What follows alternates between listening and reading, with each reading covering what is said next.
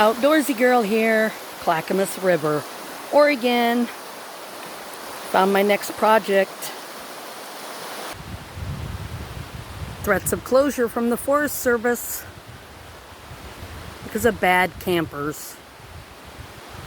Take care of the forest, people.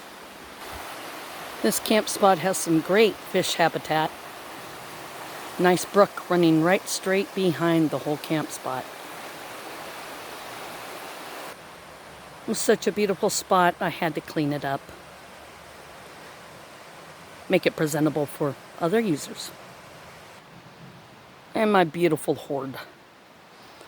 Bullets, shotgun shells, beer caps, cans of target practice. Lots of clay pigeon everywhere. Pack it in, pack it out. Come on.